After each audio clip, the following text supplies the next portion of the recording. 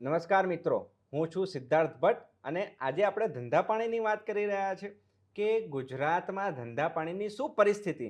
અને ગુજરાતમાં તો બે જ વસ્તુ ચાલે છે. એક ચાલે આપણા ધંધા પાણી અને બીજું ચાલે પાણીપુરી.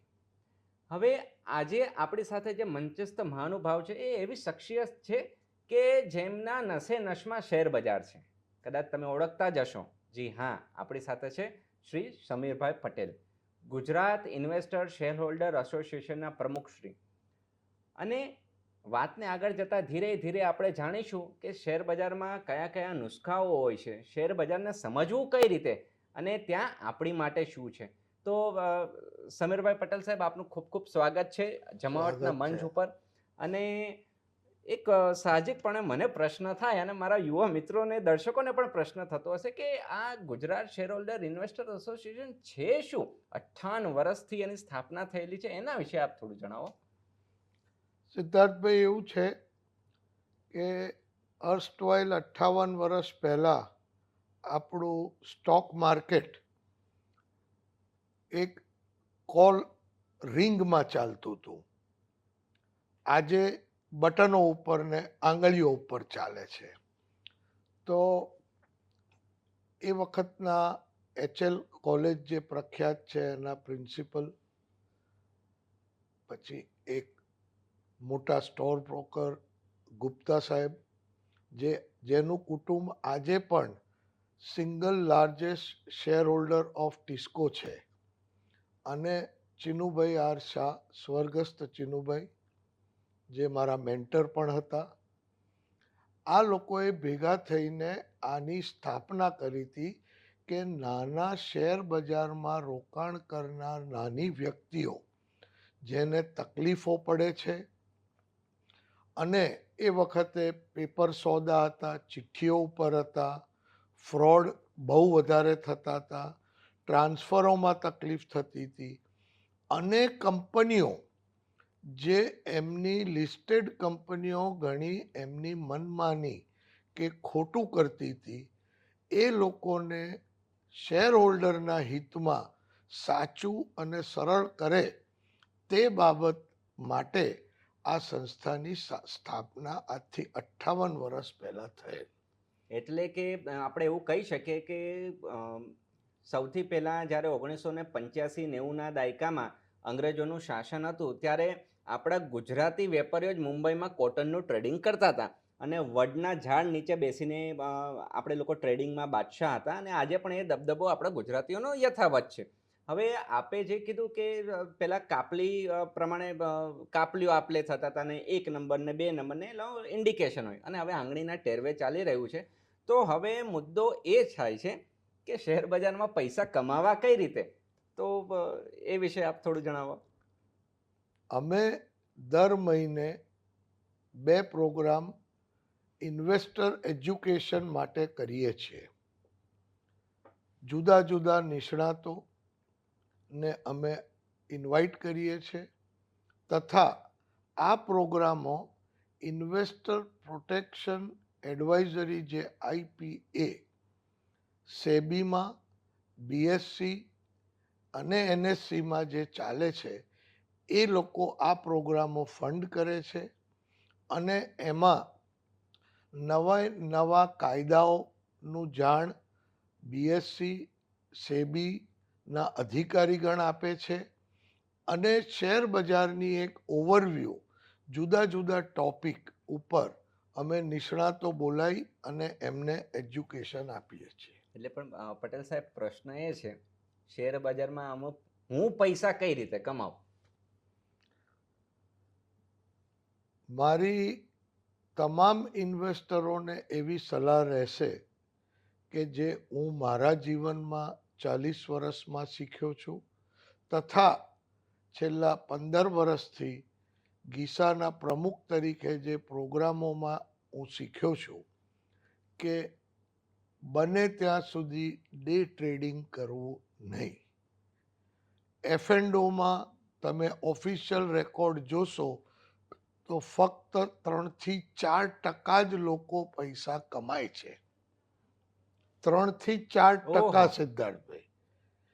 એટલે જો આપને ઇન્વેસ્ટ અને વેલ્થ ક્રિએશન માટે ઇન્વેસ્ટમેન્ટ કરવું હોય તો જ શેર બજારમાં તમારે રોકાણ કરવું જોઈએ અને લોંગ ટર્મ ઇન્વેસ્ટેડ રહેશો તો જ તમને એનો ખરેખર ફાયદો મળશે. જેમ કે એક ઉદાહરણ રૂપે આપું, best investment today is in mutual fund. અચ્છા.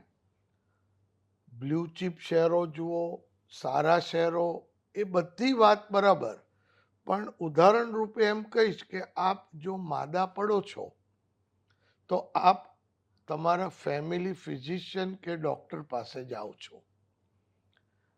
એમને લાગે કે ના આ જરા બરાબર નથી લાગતું તો આપ સુપર સ્પેશિયાલિસ્ટ પાસે જાઓ છો. તેમ તમે જો મ્યુચ્યુઅલ ફંડના માધ્યમથી ઇન્વેસ્ટમેન્ટ કરો છો તો એના જે ઇન્વેસ્ટર એનાલિસ્ટ કમ જે હેડ હોય છે એ સુપર સ્પેશિયાલિસ્ટ હોય છે. બરાબર છે. એના તમે એની 1.5-2% ફી આપો છો જે તમારા એનએવીમાં એડજસ્ટ થાય છે. તો બરાબર છે. તમે જેમ માદા પડીને સુપર સ્પેશિયાલિસ્ટ પાસે જાઓ તો તમારું જ્ઞાન લિમિટેડ હોય. તમે નોકરી ધંધામાં હો, તમારી પાસે રિસર્ચ કરવાનો સમય નથી હોતો, તમે હિયરસે પર જઈને નુકસાન જ કરો છો. એટલે why not invest where you get the best of the analyst or investor. એટલે દર્શક મિત્રો, વાત કહેવાનો સાર એ છે કે હંમેશા એક્સપર્ટ ઓપિનિયન લઈને તમારે શેર બજારમાં આગળ વધવું જોઈએ. અને જો આપણી પાસે સમય ના હોય તો મ્યુચ્યુઅલ ફંડ બેસ્ટ ઓપ્શન છે. હવે મુદ્દો એ આવશે કે પટેલ સાહેબ, તમે F&Oની વાત કરી. હવે આજકાલ તો મોબાઈલમાં અમે લોકો ટ્રેડિંગ કરતા થઈ ગયા છે. હવે તો એ કંપનીઓ હું ઓળખું કઈ રીતે? મારે તો ઘણા મિત્રો છે અને મને ટિપ્સ આપતા રહે છે કે આ કંપનીનો, ઓટોમોબાઈલની આ કંપનીનો શેર લઈ લે, કે એગ્રીકલ્ચરની આ કંપનીનો શેર લઈ લે. એટલે હું તો ફટ સોદા મારતો રહું છું. તો તમારી વાત સાચી છે, મેં 10માંથી 9 કિસ્સામાં તો પૈસા ગુમાવ્યા જ છે.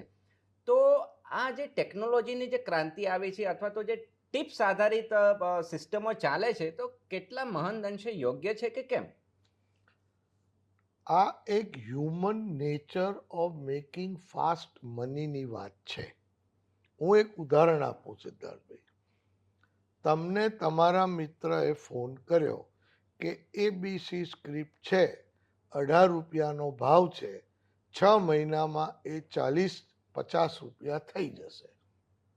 તમે એનો ફોન મૂકી તમારા બ્રોકરને ફોન કરો છો અથવા મોબાઈલ ઉપર તમે એના 2000 શેર લઈ લો છો કે 500 શેર, તમારી યથાશક્તિ પ્રમાણે. એની સામે એ ફોન મૂક્યા પછી કે શેર લીધા પછી આપનો સગ્ગો ભાઈ આપની પાસે આવે છે કે સિદ્ધાર્થ, મને 10,000 રૂપિયાની જરૂર છે.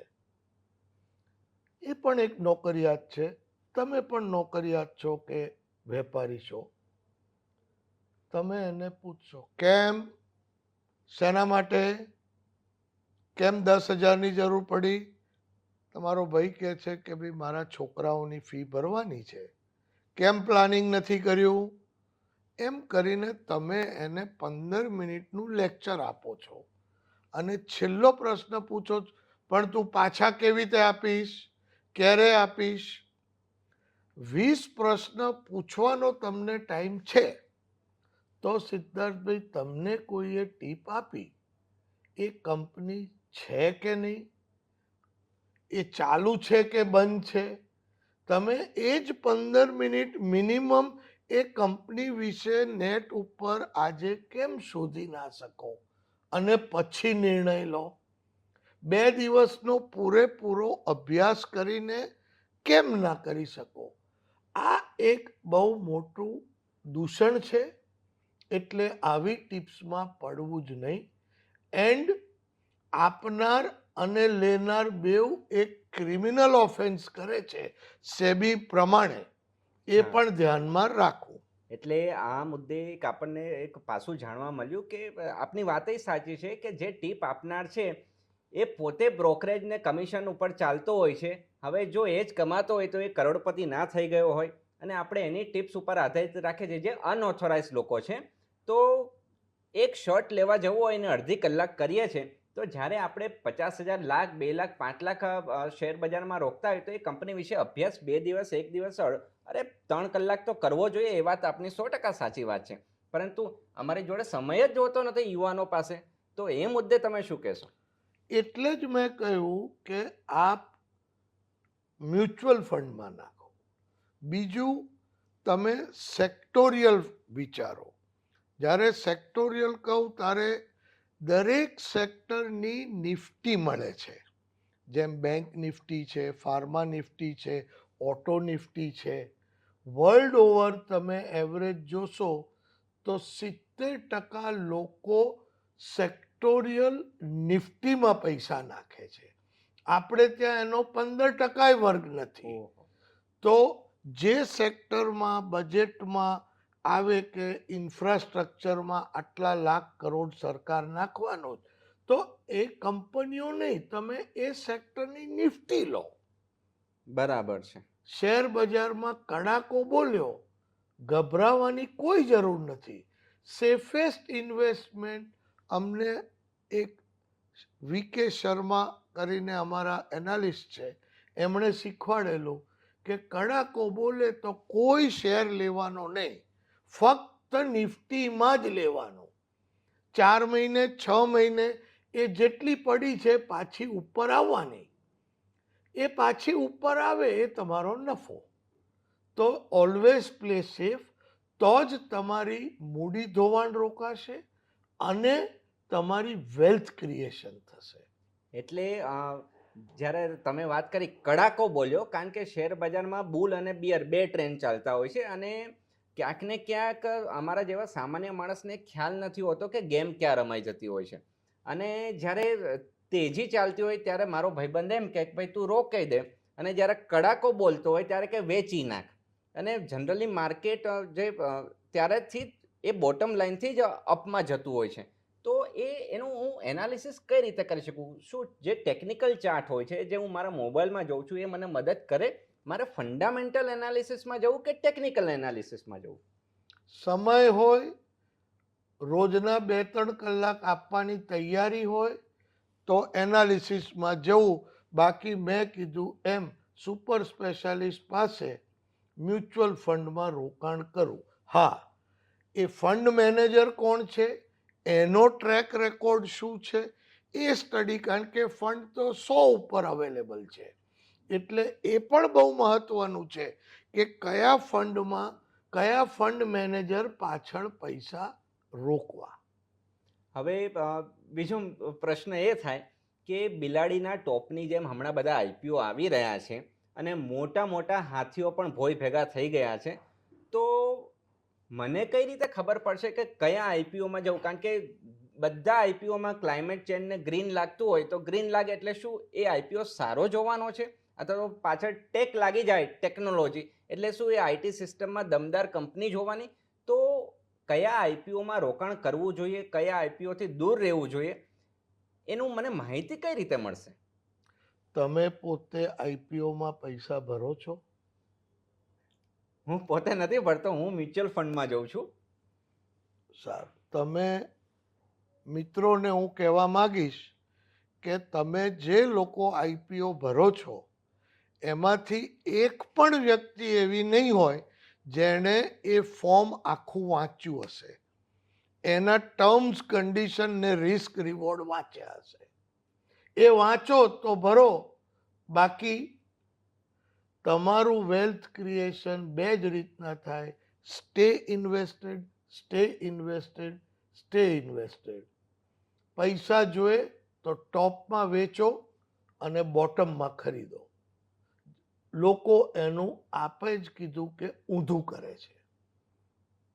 તમારે નક્કી કરવાનું. હું ખાસ યુથ વર્ગને એમ કહેવા માંગુ છું કે તમારે તમારી જિંદગીના ગોલ નક્કી કરવા જોઈએ. એ ગોલમાં ધારો કે તમારે 10 વર્ષ પછી ઘર લેવાની ઈચ્છા છે, તો એમાં આજથી તમે એવા ફંડ પકડો જે લોંગ ટર્મમાં તમને 15% ઉપર આપી શકે યર ઓન યર ચક્રવર્તી. તો જ્યારે ઘર લેવું હોય એ પર્ટિક્યુલર ફંડ વેચો. બાળક હોય નાનું, એના એજ્યુકેશનનું પ્લાન તો આજથી થોડી થોડી, એટલે ફંડ એવા સિલેક્ટ કરો કે અમુક શોર્ટ ટર્મ ગેઇન વધારે આપે પણ સ્ટે ઇન્વેસ્ટેડ, અને લોંગ ટર્મ તમને જો 10 વર્ષ રહેશો તો તમને જરૂર 15થી 20% મિનિમમ રિટર્ન મળશે. એનું કારણ કે આપણું સ્ટોક એક્સચેન્જ જ્યારથી ચાલુ થયું ત્યારથી 18% return year on year average આપે છે. કોઈક વર્ષ નેગેટિવે ગયું હશે પણ એના પાછલા 2-3 વર્ષમાં એ મેકઅપ થઈ જાય છે. એમ મ્યુચ્યુઅલ ફંડ સ્ટોક માર્કેટથી 2-3% વધારે ડેલ્ટા આપે જ છે. તો મ્યુચ્યુઅલ ફંડ, હા, તમારે 15 વર્ષ ઇન્વેસ્ટર તરીકે થઈ ચૂક્યા હોય અને તમારી આવક વધી હોય તો સારા બ્લ્યુચિપ શેરમાં 100% થોડું થોડું ઇન્વેસ્ટ કરાય.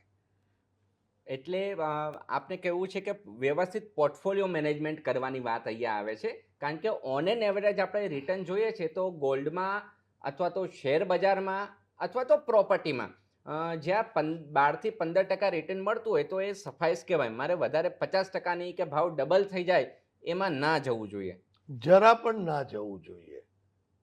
અને તમારી પાસે 15 સ્ક્રિપ્ટ હશે તો એકાદ મલ્ટી બેગર થઈ શકે, એ તમારા નસીબ. બાકી જે નફો કાઢ્યો હોય એને તમે બ્લુ ચિપમાં મૂકતા જાઓ, એ પણ sector wise, oil and gas, infrastructure, આની ટોપ 2 કંપનીના થોડા શેર સિદ્ધાર્થભાઈ લેતા જાઓ તો તમારો પોર્ટફોલિયો બિલ્ડઅપ થતો જાય. પણ એ લેતા પહેલા તમારા મ્યુચ્યુઅલ ફંડમાં આજે ઓનલાઈન બધું દેખાય છે કે એણે કયા શેરમાં નાખ્યા છે, તો એની જરૂર જ નથી પડતી, કારણ કે એ લોકો પૂરેપૂરો અભ્યાસ કર્યા પછી જ શેરમાં પૈસા નાખે છે. એટલે એ વાત તો મિત્રો સાચી છે, કારણ કે ગીસાના જે મેમ્બરો છે ને એ તમે જોશો તો એકથી એક ચડિયાતા ઇન્વેસ્ટરો છે અને ઓલમોસ્ટ મોટા ભાગના સિનિયર સિટીઝન છે, પણ એમને તમે મળો તો એવું લાગે કે એકદમ સામાન્ય જિંદગી જીવે છે, પરંતુ એમનો પોર્ટફોલિયો એનાલિસિસ કરો તો બધા લાંબી રેસના ઘોડા છે. જી. એટલે હવે બીજો મુદ્દો એ આવે છે કે કારણ કે એક એ પણ એ કહેવાય છે કે અનુભવે જ બધું શીખાતું હોય છે, અને અમે તો યુવાનો ચડતા લોહી કહેવાય, એટલે ક્યાંક ને ક્યાંક નાની મોટી ભૂલ થઈ જતી હોય. પરંતુ એક વાત અમને એ નથી સમજાતી કે યુદ્ધ થાય છે રશિયા અને યુક્રેનમાં, તો એની ઇમ્પેક્ટ મારા શેર બજારમાં કેમ પડે છે? આખી દુનિયા, દરેક દેશ સિદ્ધાર્થભાઈ જુદી જુદી વસ્તુઓ પર નિર્ભય રાખતી હોય છે. જેવું કે હિન્દુસ્તાન, એને મોટામાં મોટો કોસ્ટ છે ઓઇલ ઇમ્પોર્ટ્સનો. તો યુક્રેનમાં ગ્રેન્સ ઉગે છે જે દુનિયાભરમાં જાય છે. આપણે પણ ઘણા કઠોળ મંગાવીએ છીએ. એટલે જે આ ફુગાવો વર્લ્ડ વાઇડ વધ્યો છે એ યુક્રેનના ગ્રેન્સ, રશિયાનો ઓઇલ ગેસને લીધે. જેમ કે આજે આપણું બજાર માર્ચમાં થોડું દબાયું હતું, પાછું 2-3 દિવસથી બરાબર થયું છે, પણ હજુ આપણું રિઝલ્ટ આવતા તો જુલાઈ 1st વીક થશે. પણ અમેરિકાના ઇલેક્શનના રિઝલ્ટ ઉપર પણ એમનું બજાર શું રૂખ લે છે હજુ ખબર નથી, અને એ ધારો કે નેગેટિવ જાય તો 100% આપણે ત્યાં પણ એની અસર આવી શકે. હા, ઓછી વધતી આવે છે, કારણ કે આજે આપણા દેશમાં દર મહિને 19-20 હજાર કરોડ રૂપિયા બચતના એસઆઈપી દ્વારા આવે છે. એટલે એ એટલી માતબર રકમ છે કે એ ફંડ મેનેજર જેને મળે છે પૈસા, એણે કશેક ને કશેક ઇન્વેસ્ટ તો કરવા જ પડે છે. એની આ બધી ઇફેક્ટ જોવા પડે છે. એના સિવાય LICના પૈસા, NPSના પૈસા, PPFના પૈસા લાખ કરોડ આવે છે.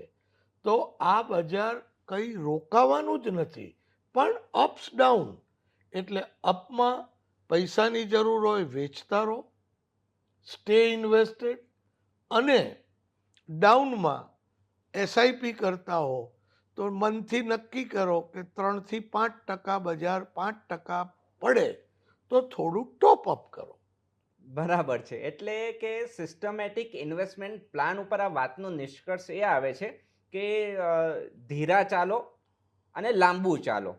શોર્ટકટ મારવા જઈએ છીએ તો ક્યાંક ને ક્યાંક ઊંધા માથે પછડાવાનો અવસર આવતો હોય છે. હવે પટેલ સાહેબ એ વાત કરવી છે કે તમે જેમ કીધું, પટેલ સાહેબે જેમ કીધું કે શેર બજાર લાંબા ગાળાનું રોકાણની વસ્તુ છે, એમાં ડે ટુ ડે ટ્રેડિંગ ન કરવું જોઈએ. પરંતુ મને શેર બજારમાં રસ પડે છે, તો મારા માટે શું આને હું ધંધા તરીકે સ્વીકારી શકું એઝ અ વ્યવસાય તરીકે? કારણ કે વાત તો ધંધા પાણીની છે. તો શેર બજારમાં મને રોજગારીની શક્યતાઓ કેટલી અને કઈ રીતે? 100% શેર બજારને ધંધાકીય રીતના તમે સ્વીકારી શકો, પણ જે મેઇન યુથ છે આજનો, એને હું પૂછીશ કે ભાઈ સવારના 9:30 સ્ટોક માર્કેટ 9 વાગ્યાથી તમે બેસો, 4 વાગ્યા સુધી બેસો, તો 4 વાગ્યા પછી શું કરશો? પોતાની જાત પાછળ પોઝિટિવ એનર્જી અને રિસર્ચમાં સમય વાપરજો, નહીં કે ક્લબોમાં જઈ કે બહાર જઈ કોફી શોપોમાં જઈ અને વાતોના વડા કરો. એક. બીજું કે તમે તમારા મૂડીના 10%થી વધારે ડે ટ્રેડિંગમાં ના લગાડો. કારણ કે જો ડે ટ્રેડિંગ કરવું હોય તો કોઈક દિવસે કોઈ બ્લેક મન્ડે કે બ્લેક ફ્રાઈડે આવ્યો અને તમારી મૂડી અડધી થઈ ગઈ, તો એ 10%ની 5% થઈ ગઈ, તો ઓવરઓલ પોર્ટફોલિયો પર તમને 1%થી વધારે એની અસર નહીં આવે. તમારી માનસિકતા રહેશે અને તમે એ શીખશો અને એ બંધ કરશો અને જે ઇન્વેસ્ટમેન્ટ એનાલિસિસ પછી કરો છો એ તરફેણમાં જશો. એટલે જે બ્લેક મન્ડેની વાત કરી અને બ્લેક ફ્રાઈડેની વાત કરી, તો ક્યાંક ને ક્યાંક આપણે ભૂતકાળમાં પણ જોયું છે કે કડાકા જે લુચ્ચા શિયાળિયાઓ હતા એના લીધે થયા છે. એટલે લાંબા ગાળે આપણે જવાની વાત છે. તો મિત્રો, હવે આપણે એક રોમાંચક મોડ ઉપર આવ્યા છે અને પટેલ સાહેબ, હવે તમારી સાથે રેપિડ ફાયર કરવું છે. તો આપણને પણ મજા આવશે કે રેપિડ ફાયરમાં વિચાર્યા વગર જે પહેલા દિલમાં આવે એ શબ્દ કહી દેવાના. એટલે પહેલો પ્રશ્ન છે કે તમારો સૌથી પહેલો શેર કયો હતો? Reliance Petro. Reliance Petro. એટલે આજે પણ અડીખમ છે રિલાયન્સ પેટ્રો. એટલે આ જોવાનું છે કે કેટલી દૂરંદેશીતા સાથે લોકો ઇન્વેસ્ટ કરતા હોય છે. બીજો પ્રશ્ન છે, તમે પસ્તાયા હોય એવો શેર કયો? ઘણા બધા. કોઈ એમ કહેતું હોય કે મેં નુકસાન જ નથી કર્યું તો હું એ માનવા તૈયાર નથી. તમારા 20% શેરો જે તમે શેર લીધા છે એ કોલ ટોપ ઉપર હોય, સરસ કંપની ચાલતી હોય, પણ સમય સંજોગોને લીધે એ કંપનીમાં તકલીફ આવે તો 100% એમાં રિલાયન્સ જેવી કંપની પણ 1500 હતો અને કોવિડ આવ્યું તો 900ની નીચે એક દિવસ જતો રહ્યો હતો.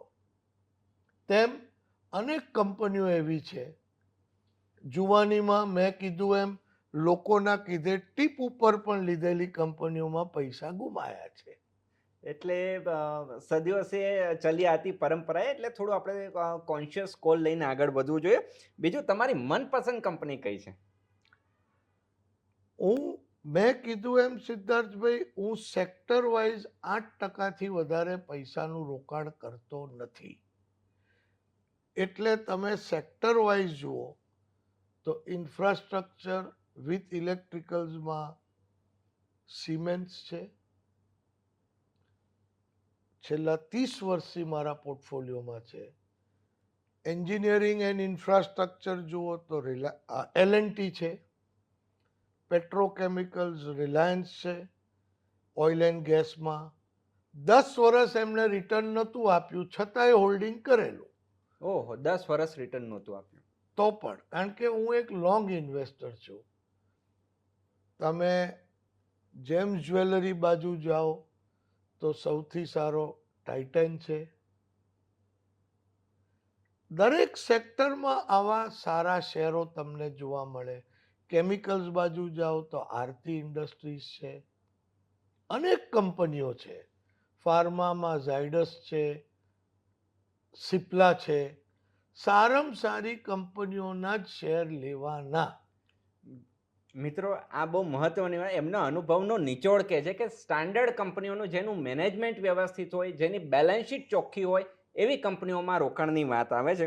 હવે બીજું, પટેલ સાહેબ, તમારે તમારા બાળકોને શેર ગિફ્ટ કરવા હોય તો કઈ 2 કંપની ગિફ્ટ કરો? 2 કેમ, બાળકોના નામે મારા 2 પુત્રીઓ છે, 27 ને 29ની ઉંમર છે.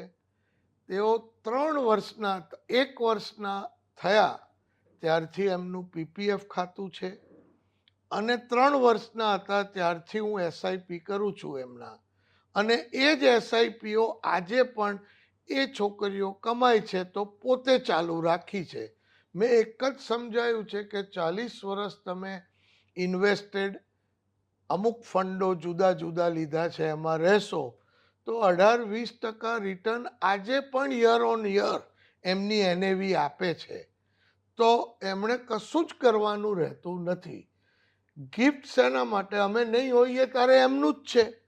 તો આજે એમના નામે ઇન્વેસ્ટ કરવું જેથી ટેક્સેશનનો ફાયદો થાય અને એ પોતે જ્યારે સમજણા થશે ત્યારે એ સમજશે કે આ ટીપે ટીપે 1000 રૂપિયા 1 મહિનાના હું ભરું છું, એ દિવસે અને આજે પણ. ના, પણ ગુજરાતી હોવાના લીધે, અને અમારે તો ધંધા પાણીનો વિષય છે, 4-5 કંપનીના નામ તો કહો કે મારે બાળકોને ગિફ્ટ આપવી હોય તો અત્યારે આ કંપનીના શેર આપું, જેથી કરીને મને એનું ભવિષ્ય ઉજળું દેખાય. મેં કીધું એમ, TCS આપું, ઝાયડસ આપું, રિલાયન્સ આપું, આ ટોપ કંપનીઓ, HCL ટેક આપું અને AMCના શેરો આપું. બધા એવરગ્રીન રહેવાના. એટલે મિત્રો, અંદર ખાને વાત કરું તો આ બધું શેરો યાદ રાખજો. હવે પટેલ સાહેબ, બીજો મનનો પ્રશ્ન, રેપિડ ફાયરમાં છેલ્લો પ્રશ્ન, કે સેન્સેક્સ 1 લાખે ક્યારે પહોંચશે? મેં તમને કીધું એમ કે બજાર એવરેજ 18% સિદ્ધાર્થભાઈ વધે જ છે. તો આજની તારીખે વાત કરીએ 73-74 હજાર હોય, 18% મૂકતા જાઓ તો 3 વર્ષે તો 1 લાખ થવાનું જ છે. અને ભારત 5 ટ્રિલિયન ઇકોનોમી થશે અને એ જ ગ્રોથ રહેશે તો એ કદાચ વહેલું એ થઈ શકે કે 6 મહિના મોડું થશે, પણ થશે ખરું, થશે ને થશે. એટલે દર્શક મિત્રો, બહુ મોટી વાત થઈ કે ભારતનો જે આ અશ્વમેઘ યજ્ઞ છે તો એ સંપૂર્ણ વિશ્વમાં એક ક્રાંતિ લાવી રહ્યું છે. અને ફિનટેક જે રીતે આગળ વધી રહ્યું છે અને આપણા યુવાનો આ દિશામાં આગળ વધી રહ્યા છે, એટલે નજીકના 5-6 વર્ષમાં આપણે કીધું એમ 1 લાખનું લેવલ તો ક્રોસ આરામથી કરી જશે. એટલે લાંબા ગાળાના ઇન્વેસ્ટ કરીશું તો આપણને બહુ વાંધો નહીં આવે. હવે તમારા મનની વાત અમારા દર્શક મિત્રોને કેવી હોય તો શું કહેશો? મેં સ્ટાર્ટિંગમાં કીધું એમ, મિત્રો, દરેક જણે મિનિમમ 1000 થી 3000 પોતાની ક્ષમતા પ્રમાણે, પોતાની આવક પ્રમાણે 4 જુદા ફંડ, 1000 રૂપિયા હોય તો 250 4 ફંડમાં દર મહિને SIP કરવી. આજે જે યુવા છે 21 થી 35-40નો, એ તમે 60ના થશો ત્યારે ભારતમાં જ્યારે મ્યુચ્યુઅલ ફંડ નહોતા ત્યારે લોકો LIC પોલિસી, એન્ડોમેન્ટ પોલિસીઓ ઇન્વેસ્ટમેન્ટ સ્વરૂપે લેતા. આજે એની કોઈ જરૂર નથી. હા, પણ દરેક યુવાન જે કમાતો છે એણે એના ફેમિલીની સિક્યોરિટી માટે મિનિમમ ટર્મ પ્લાન એટલે કે ગાડીનો ઇન્સ્યોરન્સ લેવો જેવું. તમે કંઈ થાય તો એ તમને મળે, બાકી એ પ્રીમિયમ એ ખર્ચ તરીકે 2 વાર રેસ્ટોરન્ટમાં વાર્ષિક જમવા ઓછું જજો, પણ ટર્મ પ્લાન લેજો અને લેજો. તો સિદ્ધાર્થભાઈ, સૌથી પહેલાં તો હું આપનો અને જમાવટનો આભાર માનીશ કે મને અહીંયા આપે યાદ કરીને બોલાવ્યો, મારા એસોસિએશન વિશે વાત કરવા માગી. તો જમાવટ વિશે ઘણું બધું જાણું છું. એમની પોપ્યુલારિટી જે છે એ પ્રમાણે આજના પ્રોગ્રામનો સંવાદ સૌથી વધુ યુવા વર્ગને પહોંચે તેવી મારી ઈચ્છા. તો પટેલ સાહેબ, આપનો ખૂબ ખૂબ આભાર. અને દર્શક મિત્રો, આપણે જમાવટના ફર્સ્ટ એડિશન ધંધા પાણીમાં આજે આપણે વાત કરી શ્રી સમીરભાઈ પટેલ સાહેબ સાથે, જે ગુજરાત ઇન્વેસ્ટર શેર હોલ્ડર એસોસિએશનના પ્રમુખ છે. તો આપ અમારા આંગણે પધાર્યા એ બદલ ખૂબ ખૂબ આભાર. અને આવું જ આપણે કંઈક ને કંઈક ધંધા પાણીની અવનવી વાતો કરતા રહીશું. ત્યાં સુધી સ્ટે ટ્યુન એટ જમાવટ. હું CA Siddharth Bhatt, signing of. Thank you.